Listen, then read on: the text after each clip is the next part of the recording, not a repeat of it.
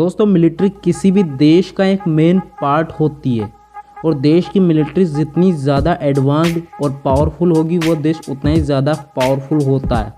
और हर देश के पास अपनी मेन मिलिट्री फोर्सेस के साथ साथ कुछ खास फोर्सेस भी होती है और कुछ बहुत सीक्रेट फोर्सेस भी होती है जिनके बल पर वह देश बड़ी से बड़ी ताकत को भी घुटने टेकने पर मजबूर कर सकता है। ठीक वैसे ही भारत के पास भी अपनी कुछ स्पेशल फोर्सेस हैं और उन जवानों के कंधों पर देश के टॉप सीक्रेट मिशंस और कड़ी जिम्मेदारियां होती है। और भारत तो दुनिया का 7वां बड़ा देश है और वह चारों तरफ से कुछ मुश्किल और ताकतवर दुश्मनों से घिरा हुआ है, तो इन हालातों में ये फोर्सेस और ज़्यादा ज़रूरी होती है।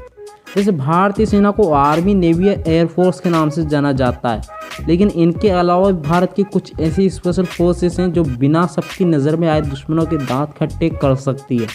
इन्हें हम इंडियन कमांडो फोर्सेस कहते हैं। और आपको ये जानकर ताज्जुब होगा कि ये फोर्सेस इतनी फुर्तीली होती है कि इन्हें बड़े से बड़े मिशन को हैंडल करने में आधे घंटे से भी कम का समय लगता है। तो आज के इस वीडियो में हम बात करेंगे भारत की ऐसी 5 स्पेशल फोर्सेस के बारे में जो किसी भी देश की बड़ी सेना पर भारी पड़ सकती है। तो शुरू करते हैं आज की वीडियो को। Number 1, Marcos marine commando. ये भारत की एक स्पेशल समुद्री फोर्स है और इन कमांडोज को सबसे ट्रेंड और आधुनिक माना जाता है। इस फोर्स को 1987 में ऑर्गेनाइज किया गया था और इसके कमांडोज की ट्रेनिंग दुनिया की सबसे मुश्किल ट्रेनिंग मानी जाती है। और इन कमांडोज को फिजिकली और मेंटली टॉर्चर सहने के लिए ट्रेन किया जाता है।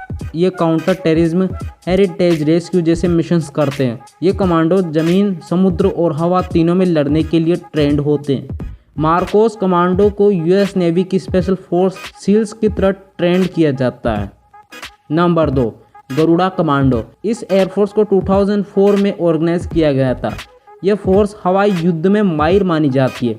यह इतनी ट्रेंड होती है कि अपने साथी को दुश्मन की नाक के नीचे से ले आती है।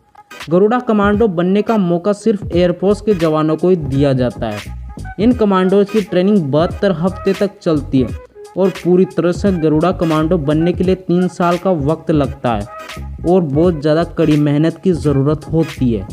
इन्हें युद्ध के टाइम दुश्मन की सीमा के पीछे काम करने के लिए ट्रेंड किया जाता है और इनका केवल एक ही लक्ष्य होता है, देश को किसी भी हालात में प्रोटेक्ट करना और दुश्मन को खदेड़ देना।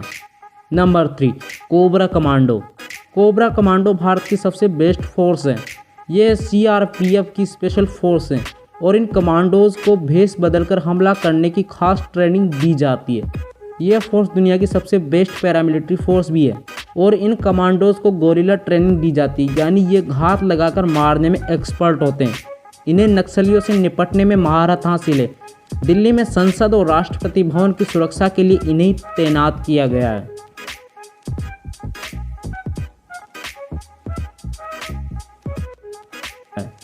नंबर 4, घातक फोर्स। भारतीय घातक फोर्स का काम भारतीय लैंड फोर्स के साथ काम करना है। ये थल सेना में सबसे आगे चलकर काम करते हैं ताकि खतरों का पहले ही पता चल जाए। ये बड़े बड़े हथियारों से दूर बैठे बैठे ही वार कर सकते हैं और दुश्मन को धूल चटा सकते हैं।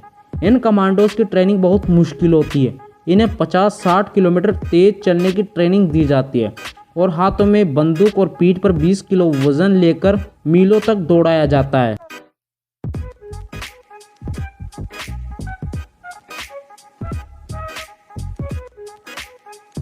Number 5, elite para commando.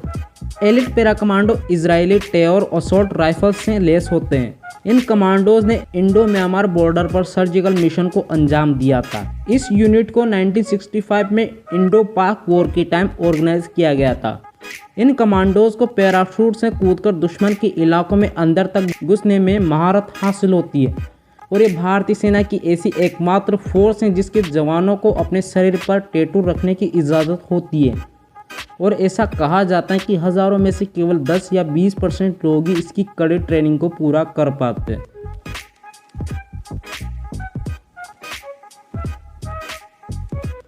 तो दोस्तों ये थी हमारे देश की कुछ स्पेशल फोर्सेस जिनके दम पर हम किसी भी देश से पंगा ले सकते हैं और उसको धूल चटा सकते हैं।